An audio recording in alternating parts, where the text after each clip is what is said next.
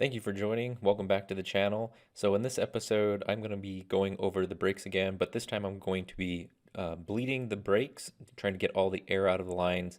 And during that time, my MacGyvering kind of took a weird turn and I screwed up. So if you want to stick around for that and see where I made my mistake, it's kind of funny, honestly.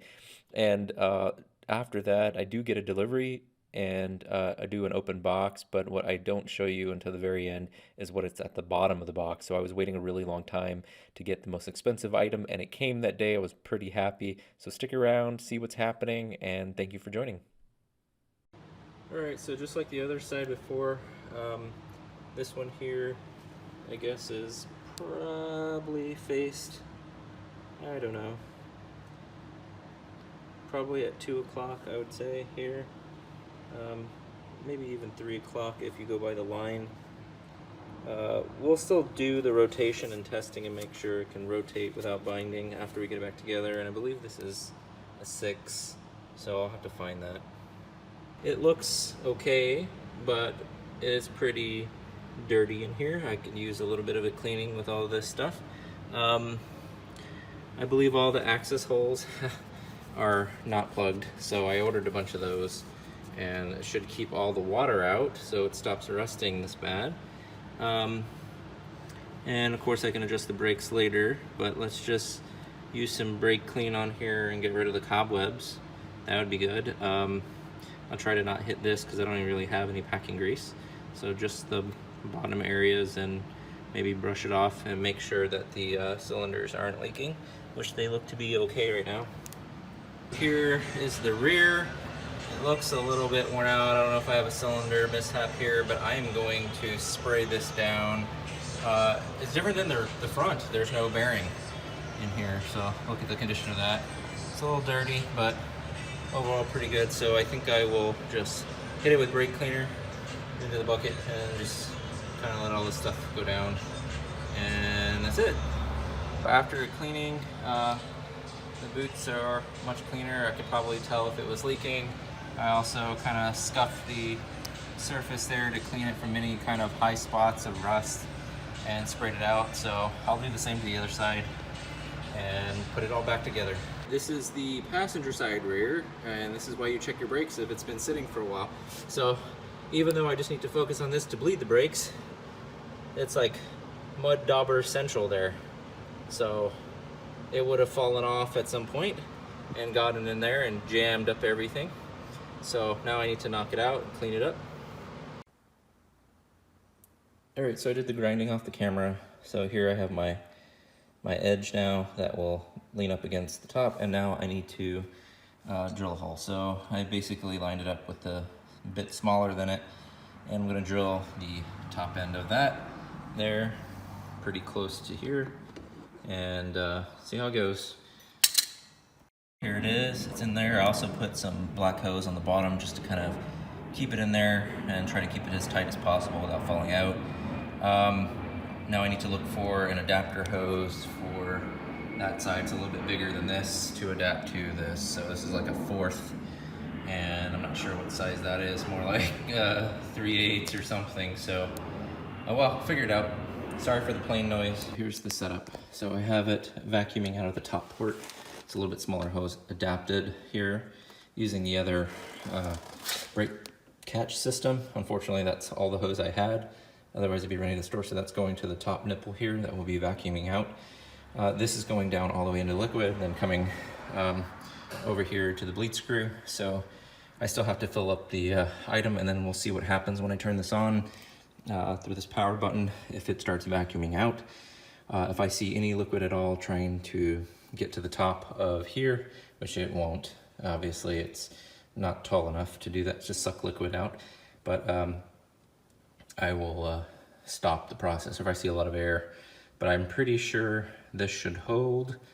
We'll see. All right, I might even tape this down here just to make sure it doesn't suck any air in. Okay. All right, so I have it up to this line right here. There's a lot of air in the lines, obviously. So we're gonna have to see how this works. I'm gonna start sucking out from the wheel cylinder. I should be starting from the right rear, but just for this setup, I'm just gonna do the right, this passenger front. So we'll see what happens here. I gotta keep an eye on the fluid there, make sure it doesn't go too low. But let's see what happens here. I need to grab the bleeder wrench. I believe it's an 8 for the front, 7 for the rear. So let me go ahead and break this loose. All right. And I think that might be enough. Let's try it. It's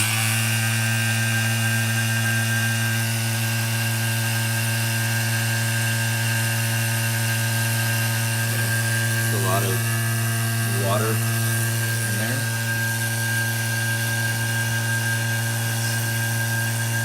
See if that's sucking through it at some point. Some fluid. Who knows? It seems to be getting some fluid in here.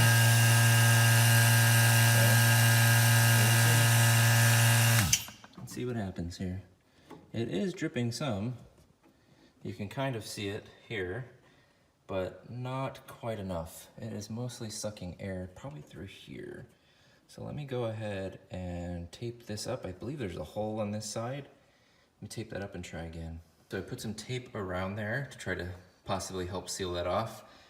We did see a little bit of fluid coming down here, and I've noticed already that the fluid is quite a bit lower, so I need to keep an eye on that. It doesn't get too low. So let's try it again, see what happens here.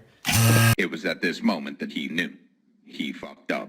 Oh, can't do that, I guess. Maybe that's too much. So it should probably be a canister if it's gonna be that tight. So that kind of ruined my my bleeder catch.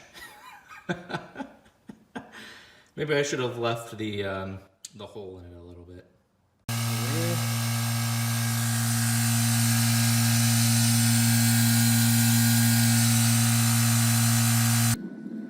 Still haven't given up on me. Never. All right, so now I've moved on to the driver's side rear, and we're gonna see how this one goes, if there's a lot of air in it or it starts pulling liquid right away. It should be getting better on all of them, and hopefully there's no air in the lines and I didn't have to do a 2-person bleed. So let's just keep going. So this is Sunday while working on the bug.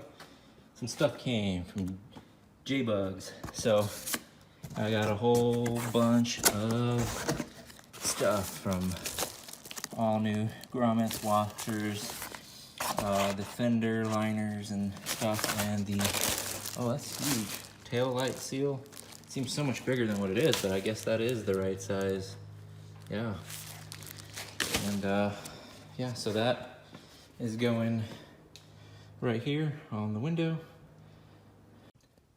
All right, guys, exciting that I finally got the brakes bled. A little bit sad news though. I think the spring is not functioning correctly. So all the air is out of the lines. They all came out with a good liquid with no air. So now when I press the brake, it goes back very, very, very slowly. So I'd assume I need something to help pull the piston back out a little bit. It's not as strong, so I guess it would come back. So I've looked it over. I really don't know why. It's hooked right there and it's sprung around that and then it just ends up there. So I could try to pull it to the back and see if that helps. Maybe it's not supposed to be the front, and if I pull it to the back, it will be a little bit better. I could try it, but I don't feel like it's going to work. I said I was done, but parts came in, so old and new. I'm going to install the grommet on the fuel line before I button this up. I mean, it was already done, but the item I was waiting for were these grommets and the clamps to clamp down the fuel tank. So since there's nothing clamping this down, I figured, hey, what the hell, I might as well do the rubber grommet there. I do need a rubber grommet as well down there on that line, so I'm going to see if I can't get the master cylinder grommet for that one brake line in there as well. After some finagling and taking it to Pound Town, I got that thing to seat down a lot further. So it slipped on pretty nice, but the hole size with the new grommet was pretty darn tight. So yeah, got it. After much finagling, I got the gas tank back in. I also have the hole downs. So that's what they look like. I tried flipping it around the other way where this end was digging into the tank, and I realized after the front wasn't going in very well that this is the way that it's supposed to go with this side up. It's not supposed to damage or crimp the tank by any means. So the lift off of the body is on here, so a little L and then back up this way and L this way, and it's pretty smooth and flat, flush. So that's the way for me to do it. And I also put in this hose this time around to this vent. I don't have it snug on there or anything, but I believe that goes there. So I need to figure out how to mount it correctly, or find out what size of nut that is and the screws that go up there. For those that have stuck around, you get to see the unboxing of the Jbugs items. Ooh, boy, look at that. Classic steering wheel. Ooh-wee. It's gonna replace this one. I also made a quick trip out to the Atomo Zone and tried to pick up a few cans of spray paint. So check it out. This is what I have. Alright, I got these, etching primer for bare metal, jump starting the car, steel it for the wheels, and regular silver paint. I did see Nardo Gray. I'm debating. So comment down below if you'd like it Nardo Gray. Thanks for joining for episode 4. So the next episode, obviously I'm going to be trying to start it. I have the starting fluid from AutoZone. So please stick around, watch the next video, or put your notifications on so that way you get notified for the next episode for starting the Beetle. Thank you.